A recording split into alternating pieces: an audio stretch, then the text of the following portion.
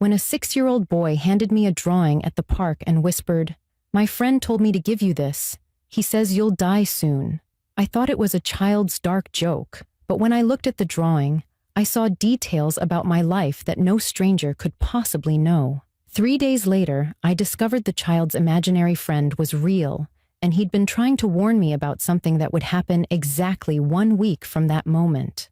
My name is Tessa Morgan. I'm 33 years old, and I'm a hospice nurse in Austin, Texas. I spend my days helping people through the final stages of life, so death isn't a stranger to me.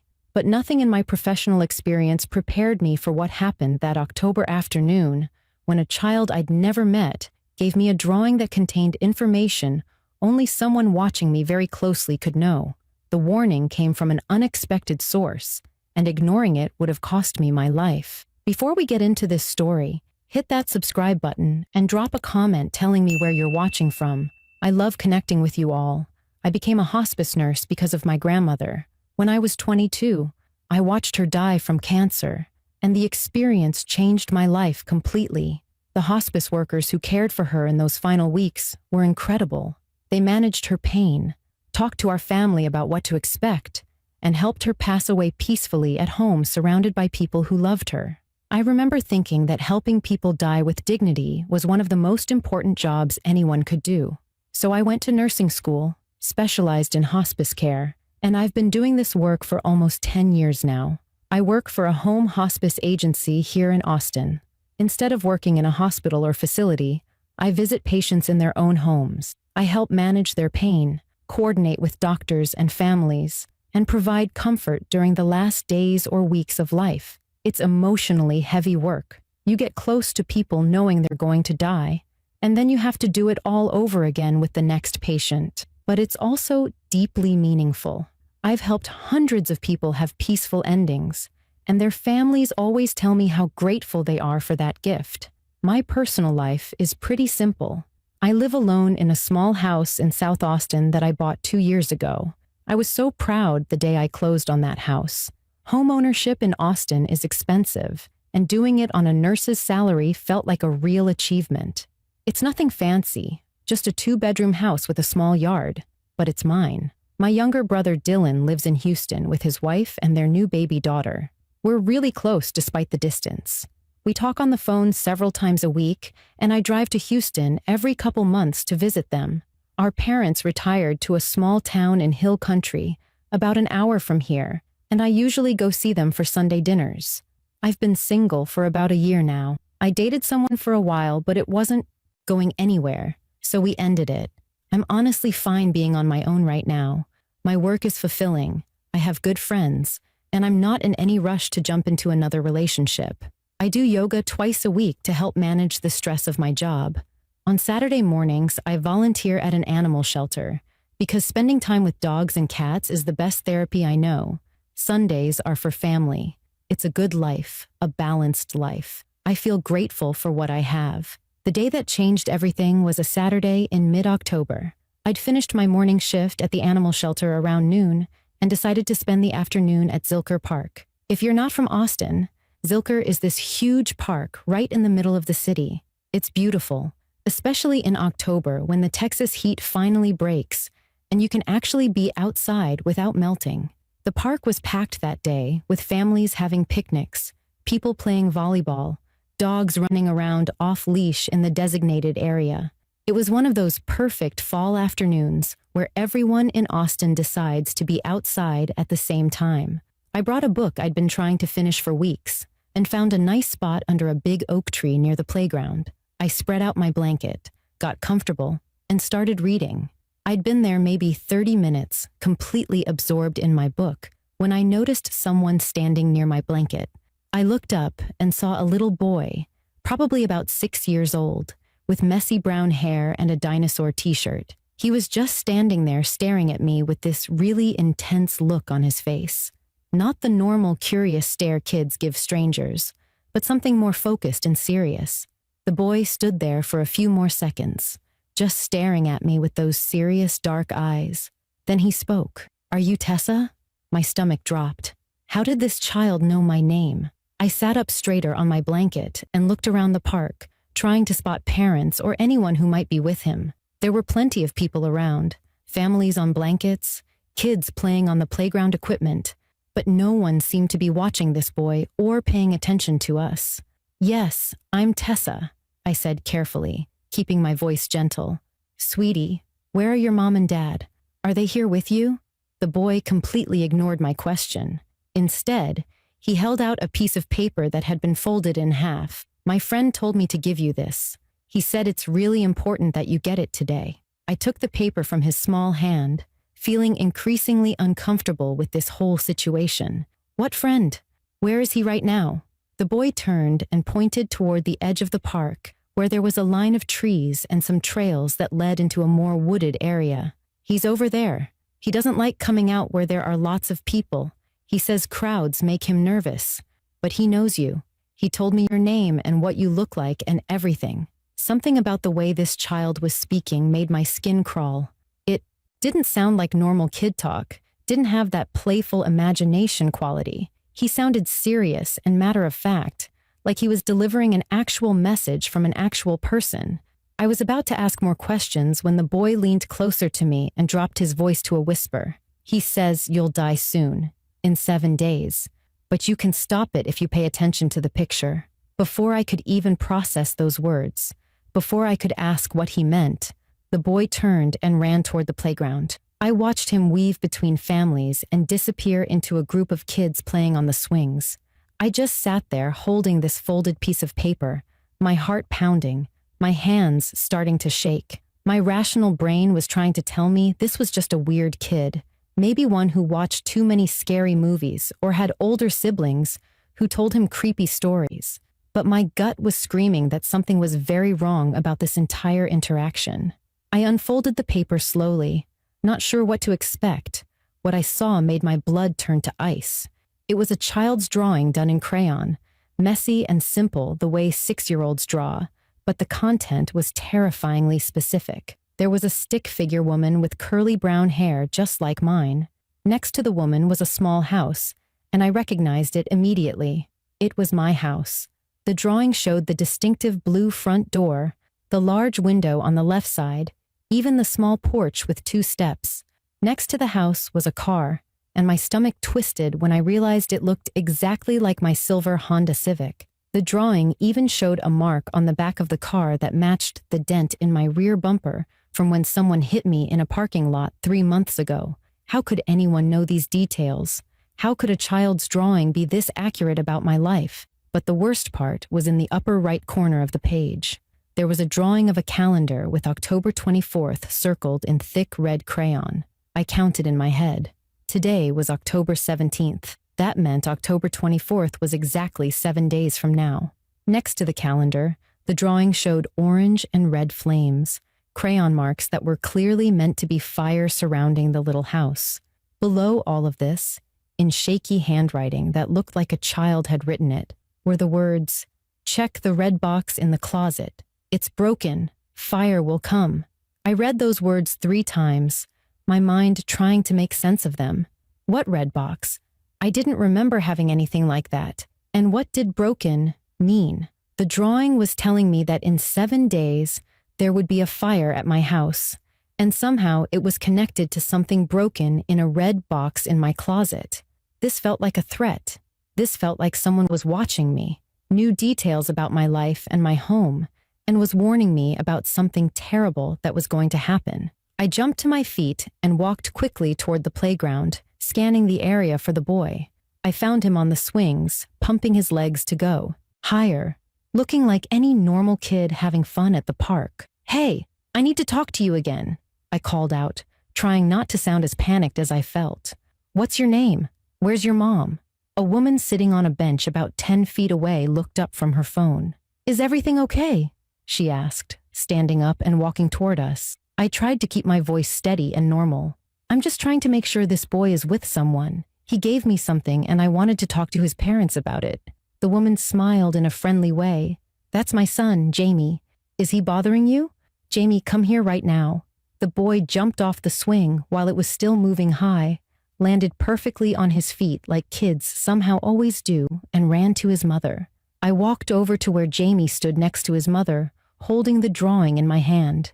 "Your son gave me this," I said, trying to sound calm and reasonable even though my heart was racing. "He said his friend told him to give it to me, and he said some things that were a little concerning." Jamie's mother took the drawing from me and looked at it, her expression shifting from friendly curiosity to slight embarrassment. "Jamie, did you draw this?" she asked her son. The boy shook his head firmly. "No, my friend drew it. He's really good at drawing even though his hands are old and shaky. He's older than Grandpa, way older." His mother sighed and looked at me with an apologetic smile. "I'm so sorry. Jamie has had this imaginary friend for a few months now. He talks about him all the time. This old man he says he sees at the park. We've tried explaining that imaginary friends aren't real, but he's very insistent about it. What did he say to you that was concerning?"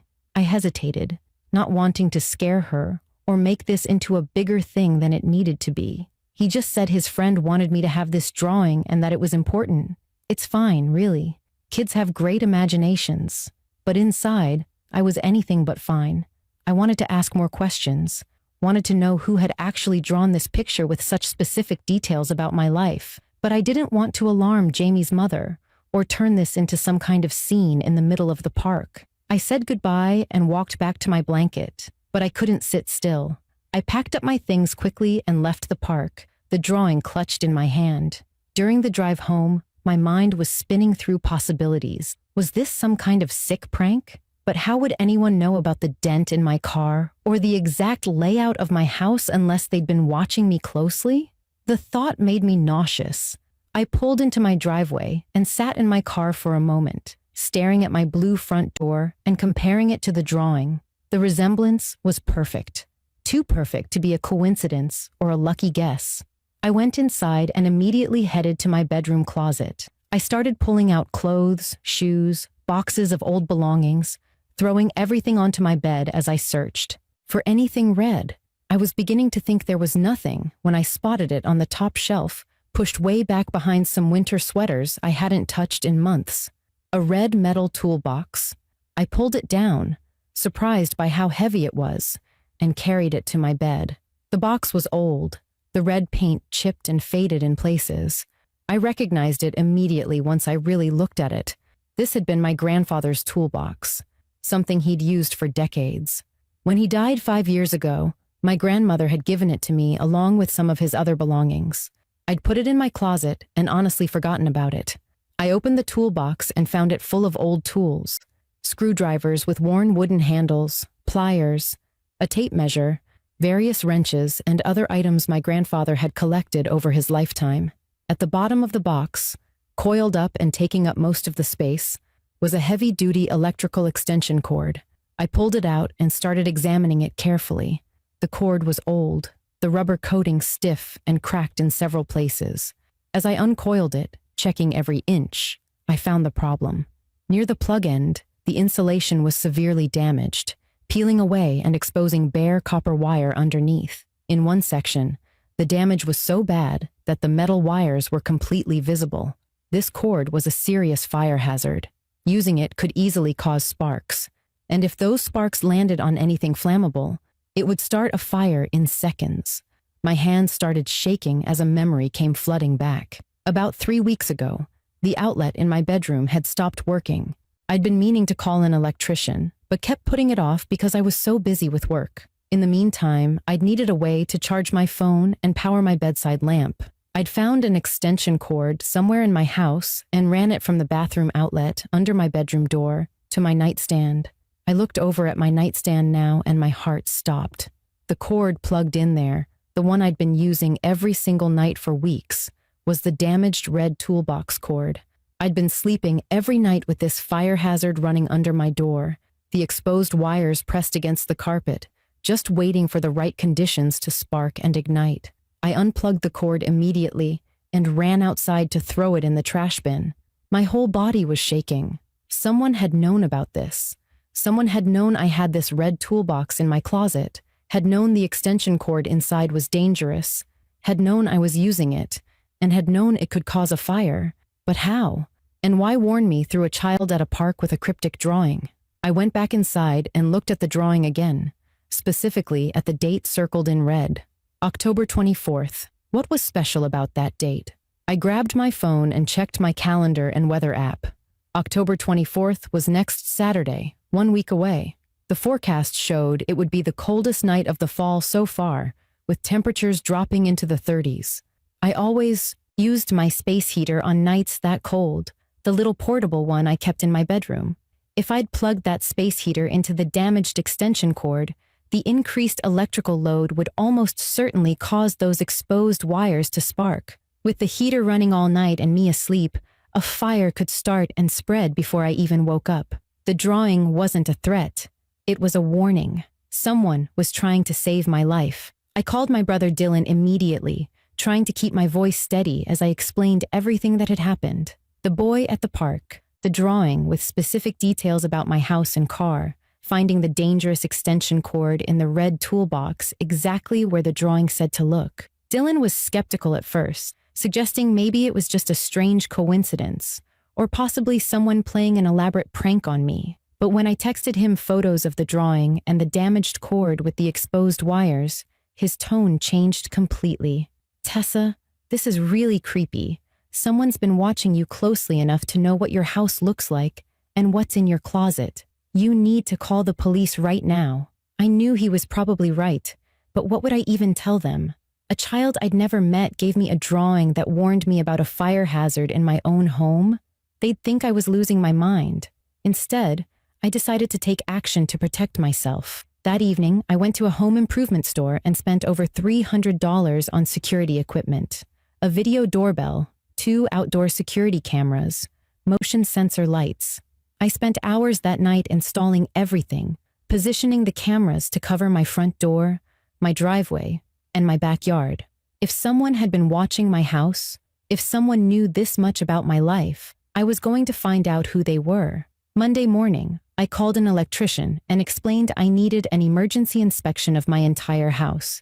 He came that afternoon and spent 2 hours checking every outlet, every wire, every connection. He found 3 additional problems I hadn't known about. 2 outlets with loose wiring and a junction box in my attic that was improperly installed and could have caused a fire on its own. He told me I'd been incredibly lucky that nothing had sparked yet, that my house was a disaster waiting to happen. The repairs cost nearly $2,000, but it was worth every penny for the peace of mind. Over the next few days, I became obsessed with the mystery. I went back to Zilker Park on Wednesday, and again on Friday, looking for Jamie and his mother, hoping to ask more questions about this imaginary friend who supposedly drew the picture. I walked around the entire park both days, checking the playground, the trails, everywhere. I never saw them. I reviewed my new security camera footage constantly, watching for anyone suspicious near my house. Nothing. Just the normal activity of my neighborhood. Mail carrier, delivery drivers, neighbors walking their dogs. No one lurking or watching. On Thursday afternoon, I got a phone call from my supervisor at work. One of my longtime patients, an 87-year-old man named Walter Chen, had passed away peacefully that morning. Walter had been one of my favorite patients over the years. He was kind and mentally sharp despite his failing body, always telling fascinating stories about his life. I'd been visiting him 3 times a week for the past 2 months, managing his pain and keeping him comfortable as cancer slowly took his life. I felt sad hearing he'd passed, but also grateful it had been peaceful and he hadn't suffered at the end. That evening, Walter's daughter called me. Her voice was warm but emotional. "Tessa, my father spoke about you constantly in his final weeks. He said you made his last days bearable. He wanted you to have something. He was very insistent about it, almost obsessive in his final days. Can you come by the house tomorrow to pick it up?" I agreed, curious about what Walter could have left for me. Friday morning, I drove to Walter's house, where I'd visited him so many times over the past months. His daughter met me at the door holding a small cardboard box.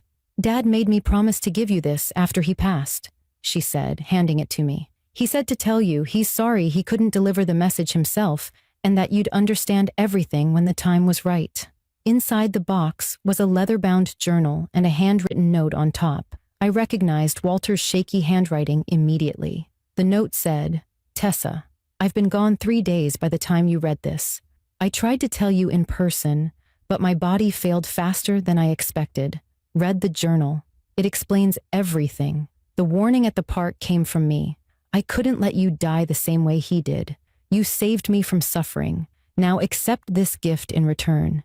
Your life, saved by someone who lost his to the same danger. The old man Jamie spoke about was real. His name was Robert Finley. He died in your house in 1987. Check the records. He's been trying to warn you for weeks, but the living can't usually hear the dead. I could hear him because I was dying, standing between both worlds. Everything in that drawing was true. Trust it. My hands were shaking so badly I could barely hold the paper. Walter had orchestrated the warning at the park, but the explanation made no logical sense. A ghost? A man who died in my house decades ago. I sat in my car outside Walter's house and opened his journal with trembling hands. The entries from his final weeks detailed conversations with someone he called Robert Finley. Walter described how, about a month before his death, he started seeing an elderly man in his room who no one else could see. At first, Walter thought the morphine was causing hallucinations, but this man knew things, specific things about the past, that Walter later verified through research. Robert told Walter he'd died in 1987 in a house fire caused by faulty electrical wiring. He'd lived alone, a retired teacher with no family, and he'd died a preventable death that haunted him. Robert said he'd been trapped in that house for decades, watching new families move in and out, unable to communicate or warn anyone. Then Walter, dying just a few blocks away, became a bridge between worlds, someone who could finally hear him and act. Robert had shown Walter details about my house, about the dangerous extension cord, about the coming cold snap on October 24th when I'd use my space heater. He'd begged Walter to warn me. Walter, in his final days, barely able to leave his bed, had asked his great-grandson Jamie to deliver the message at the park where Robert said I'd be that Saturday. The drawing had been guided by Robert's spirit working through a child's hand, capturing details only someone who'd been watching could know. I drove straight home and did what any skeptical person would do. I searched property records online. It took me an hour of digging through county records and old newspaper archives, but I found it. Robert Finley, age 72, had died on October 24th, 1987, in a house fire at my exact address. The fire had been caused by faulty electrical wiring in the bedroom. The house had been so badly damaged, it was rebuilt before being sold again. I sat staring at my computer screen, my entire understanding of reality shifting. The date circled in the drawing, October 24th, wasn't just the predicted cold snap. It was the anniversary of Robert's death. He'd died 36 years ago on the same date, in the same house, from the same kind of electrical fire he'd tried to prevent me from experiencing. If I hadn't gotten that warning, if I hadn't found and removed that damaged cord, I would have died exactly the same way on the exact same date. The next day was Saturday, October 24th. The temperature in Austin dropped to 35 degrees just as forecasted, the coldest night of the fall.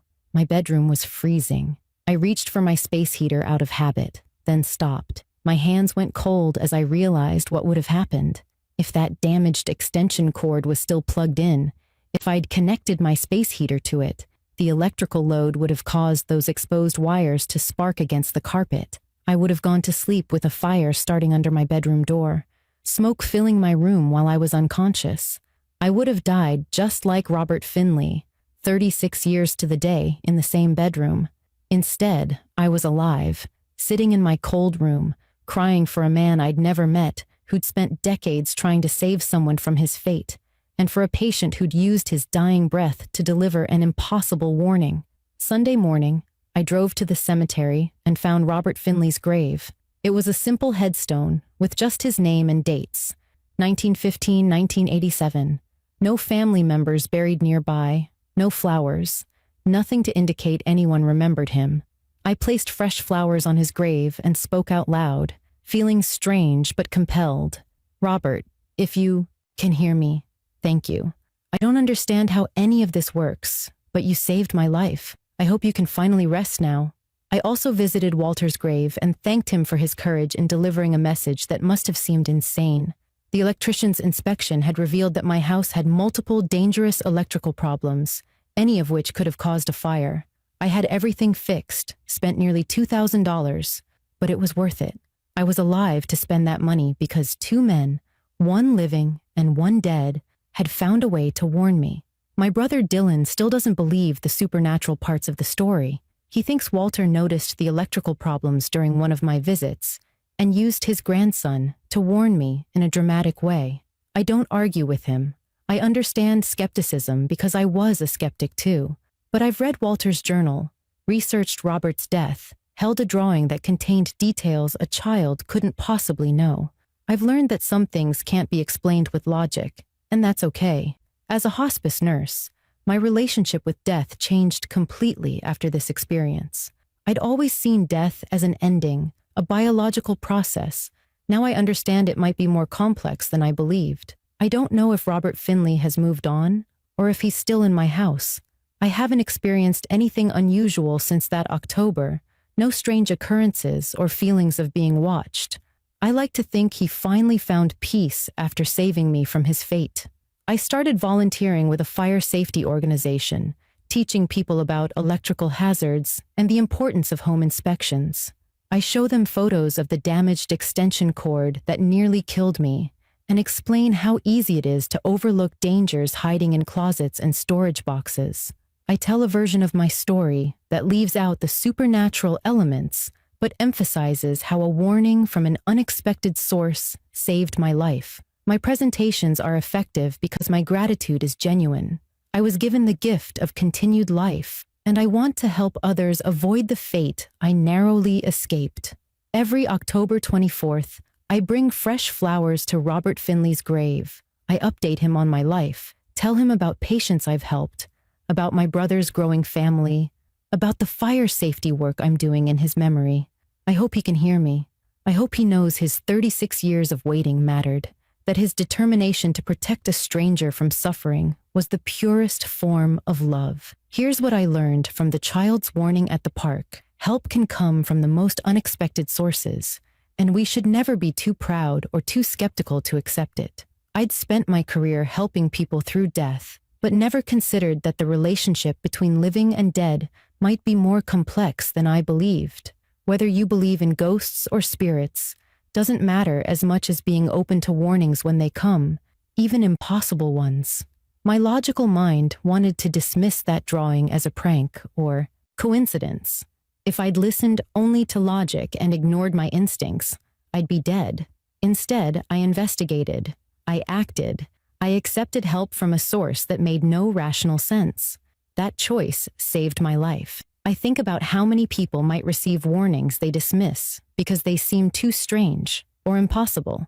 How many tragedies happen because we're too rational to believe in things we can't explain. I'm not saying you should believe every weird thing that happens, but I am saying stay open, pay attention. When something tells you to check your house for danger, check it. When a child hands you a drawing with specific warnings, investigate it. When your instincts scream that something is wrong, listen. If this story made you think about the mysteries we can't fully explain, hit that subscribe button and leave a comment sharing your thoughts. I'd love to hear from you. But more importantly, check your home for electrical hazards today. Look in your closets, behind furniture, in storage boxes. Make sure your extension cords aren't damaged. Your outlets aren't loose. Your wiring is safe. These simple checks can prevent tragedies. I was saved by an impossible warning delivered through a child at a park and orchestrated by a dying patient and a ghost. Most people won't get that kind of supernatural intervention. You have to save yourself by paying attention and taking basic safety seriously. Replace old extension cords, hire electricians to inspect older homes, install smoke detectors, and check their batteries regularly. These boring, practical steps are how most of us stay alive, not through ghostly warnings, but through simple vigilance. And maybe, just maybe, stay open to the possibility that we don't understand everything about how this world works, about what happens after death, about the ways the living and dead might still be connected. Thank you for watching. And remember, sometimes the most important messages come from the most unexpected messengers, whether that's a child at a park, a dying patient's final words, or a feeling you can't quite explain that tells you to check one more time before you go to sleep.